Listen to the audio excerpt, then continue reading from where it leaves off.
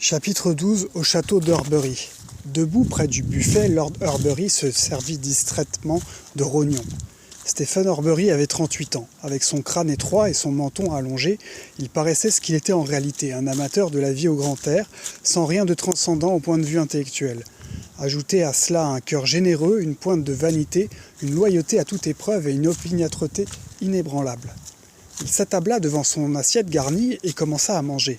Il ouvrit un journal, puis le mit de côté presque aussitôt en fronçant le sourcil. Enfin, il repoussa son assiette à demi pleine, avala une tasse de café et se leva. Un instant, il demeura, l'air hésitant, puis, avec un léger mouvement de tête, il quitta la salle à manger, traversa le spacieux vestibule et monta à l'escalier. Il frappa à une porte et attendit. De l'intérieur, une voix claire se fit entendre. « Entrez !» Lord Horbury ouvrit la porte et pénétra dans la superbe chambre à coucher où Cicely Horbury reposait, assise dans un immense lit en chêne sculpté de style Élisabeth. Elle était délicieuse, en pyjama de soie rose et auréolée des boucles d'or de sa chevelure. Elle venait de déjeuner d'un jus d'orange et d'une tasse de café, et le plateau se trouvait placé sur un guéridon à côté d'elle.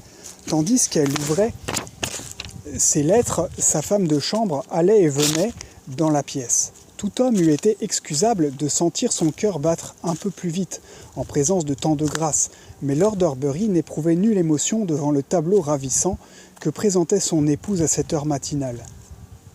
Il fut un temps, il y avait de cela 3 ans, où la beauté éblouissante de sa Cicely bouleversait le cœur de Lord Horbury.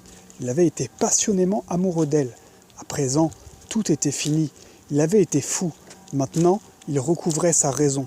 Surprise de cette visite, Lady Horbury l'interrogea. « Eh bien, Stephen, que se passe-t-il » D'un ton bref, il répondit. « Je voudrais vous parler un instant seul à seul. »« Madeleine, dit Lady Horbury à sa femme de chambre, veuillez vous retirer. »« Très bien, milady. » La jeune Française quitta la pièce après avoir lancé un coup d'œil dans la direction de Lord Horbury.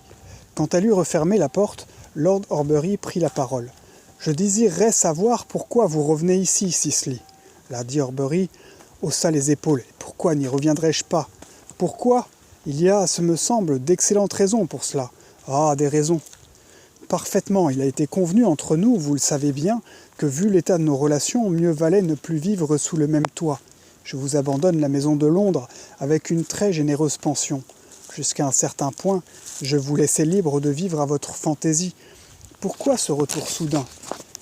De nouveau, Cicely haussa les épaules. « Je croyais plus convenable. »« Oui, pour des questions d'argent. »« Dieu, que je vous hais !» cria soudain Cicely. « Vous êtes l'homme le plus vil qui existe sur terre. »« Vil !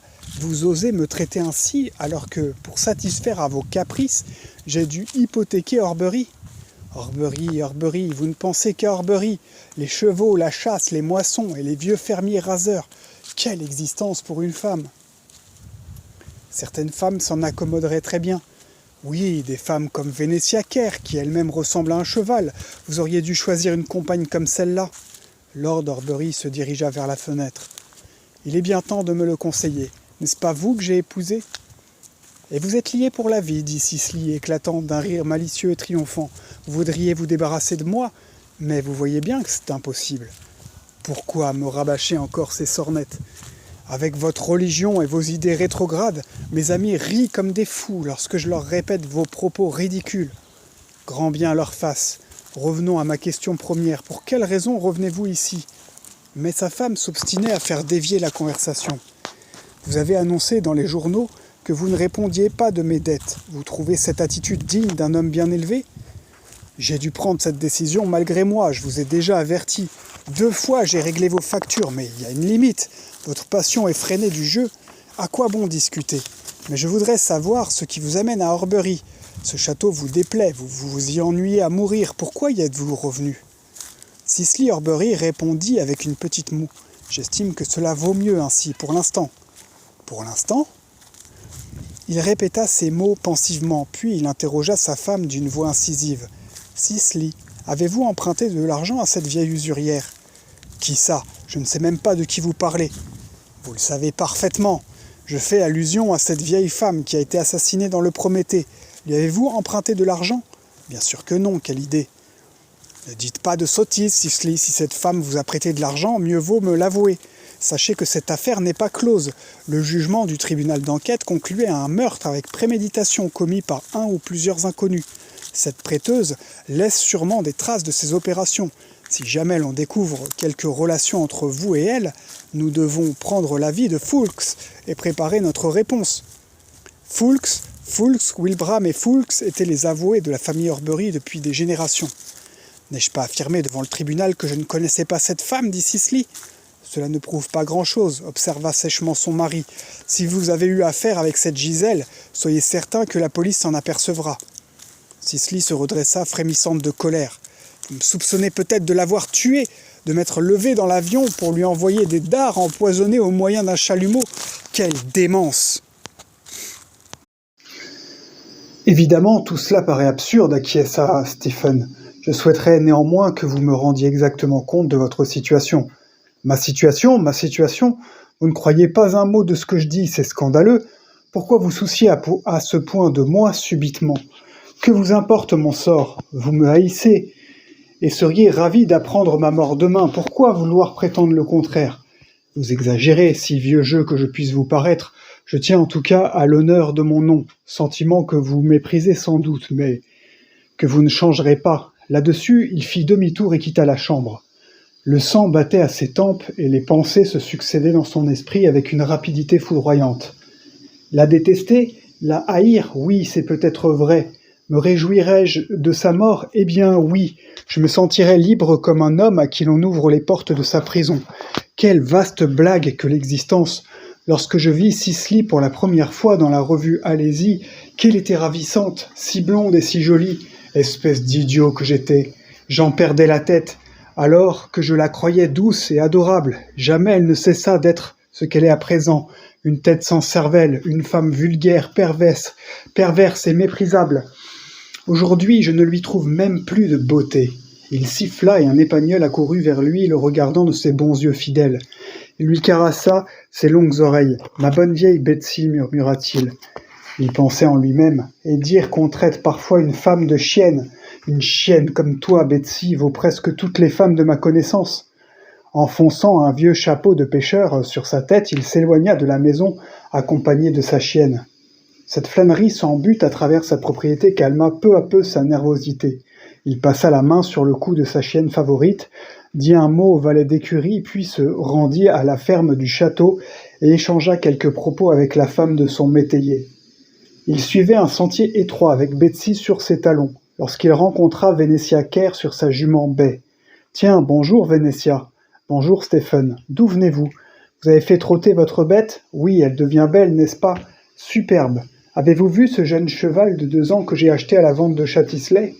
Pendant quelques minutes, ils parlèrent chevaux, puis Stephen Horbury annonça « À propos, Cicely est ici. » « Ici, à Horbury ?» Il n'entrait guère dans les habitudes de Vénétia d'exprimer sa surprise, mais en l'occurrence, elle ne put réprimer son impression. « Oui, elle est arrivée hier soir. » Il y eut un silence, puis Stephen demanda « Vénétia, étiez-vous au tribunal d'enquête? Comment la séance s'est-elle passée ?» Elle le considéra un instant. « Ah, vous savez, personne n'a beaucoup parlé. »« La police n'a rien laissé entendre? » ?»« Non. Pour vous, ce fut plutôt une corvée. Ce ne fut pas une partie de plaisir, je l'avoue, mais je ne m'y suis pas trop ennuyé. Le juge d'instruction s'est montré très bien. » Distraitement, Stephen cravachait les buissons du talus. « Dites, Vénétia, avez-vous un soupçon sur la personne qui a commis le crime ?» Vénétia Kerr secoua lentement la tête. « Pas le moindre soupçon. » Elle fit une pause, cherchant le moyen de traduire le plus discrètement possible en paroles ce qu'elle désirait lui faire entendre. Enfin, elle se mit à rire et déclara avec un haussement d'épaules. « Ce n'est sûrement ni Cicely ni moi. Nous nous serions vus l'une et l'autre inévitablement. » Stephen rit à son tour. « En tout cas, tout est pour le mieux. » Il parlait d'un ton léger, mais Vénétia perçut dans sa voix un soulagement. Ainsi, il avait pu songer... Elle repoussa cette pensée. « Vénétia, lui dit Stephen, il y a longtemps que nous nous connaissons, n'est-ce pas?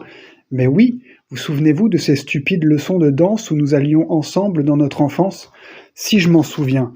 Eh bien, en ma qualité de vieux copain, puis-je vous parler à cœur ouvert? Bien sûr. » Elle hésita, puis ajouta d'une voix calme. « Il s'agit sans doute de Cicely. Exactement. Dites-moi, Vénétia, savez-vous si Cicely était en rapport avec cette dame Gisèle? Lentement, Vénétia répondit: Je l'ignore. N'oubliez pas que je viens du midi de la France et que je n'ai pas encore entendu les potins du Pinet. Personnellement, qu'en pensez-vous? En toute franchise, j'avoue que cela ne m'étonnerait pas. Stephen hocha la tête. Pourquoi vous tracassez, lui dit Vénétia. Vous vivez pour ainsi dire chacun de votre côté, n'est-ce pas? Cette affaire ne concerne qu'elle seule. Tant de nos vies sont liées, cela me regarde également. Tant que nos vies sont liées, cela me regarde également. Ne pourriez-vous divorcer? Un scandale à grand fracas, je doute qu'elle l'accepte. Divorceriez-vous si elle vous en donnait l'occasion? Certainement, si elle me fournissait un motif. Il parlait d'un ton amer. Et elle connaît vos intentions? Oui. Vénétia pensait en son fort intérieur. Elle n'a guère plus de moralité qu'une chatte, mais elle est prudente et elle ne se fera pas pincer. Tout haut, elle conclut alors: rien à faire. Stephen la regarda pensif. Si j'étais libre, Vénétia, consentiriez-vous à m'épouser? Le regardant bien en face, elle déclara d'une voix qui ne trahissait aucune émotion. Peut-être. Stephen, elle l'avait toujours aimé depuis les jours anciens des leçons de danse prises en commun et des courses à travers bois à la recherche des nids. Stephen l'aimait bien aussi, mais pas suffisamment pour résister aux manœuvres habiles d'une girl de music hall. Et dire que nous aurions pu être si heureux ensemble, soupira Stephen. Des images flottèrent devant ses yeux. Scènes de chasse, le thé avec les rôtis, l'odeur de la glèbe humide et des feuilles mouillées. Et puis oui, des enfants. Tout cela serait le bonheur que Cicely ne lui procurerait jamais. Un brouillard embua ses yeux. Alors il entendit la voix toujours calme de Vénétia qui lui disait: Stephen, si vous le désirez réellement, pourquoi hésiter? Si nous partions ensemble, Cicely serait bien obligée de demander le divorce. Il l'interrompit. Croyez-vous que je puisse vous laisser commettre pareille folie? Peu. Que m'importe l'opinion publique? Eh bien, j'en tiens compte, moi, trancha-t-il d'un ton qui n'admettait aucune réplique. C'est désespérant, songea Vénétia Kerr. Il est farci de préjugés, mais si gentil tout de même. Tel quel, il me plaît. Tout haut, elle prononça: Alors, Stephen, je continue ma route. De son talon, elle fit partir son cheval. Lorsqu'elle se retourna pour dire au revoir au jeune homme, leurs yeux se rencontrèrent et dans ce regard, ils échangèrent tous les sentiments que leurs paroles n'avaient pu exprimer. À un coude du sentier, Vénétia laissa tomber sa cravache. Un promeneur la ramassa et la lui rendit avec un salut exagéré. Un étranger, pensa-t-elle en le remerciant, mais il me semble avoir déjà vu cette tête-là. La moitié de ses pensées se perdit dans les jours ensoleillés de Juan-les-Pins, tandis que l'autre accompagnait Stephen. Au moment où Vénétia arrivait chez elle, sa mémoire à demi endormie se réveilla en sursaut. Quand je reviendrai à Londres, c'est triste. Un moment, il retint dans la sienne la main de la jeune fille. J'espère vous revoir tout de même, dit-il, et ses paroles avaient l'accent de la sincérité.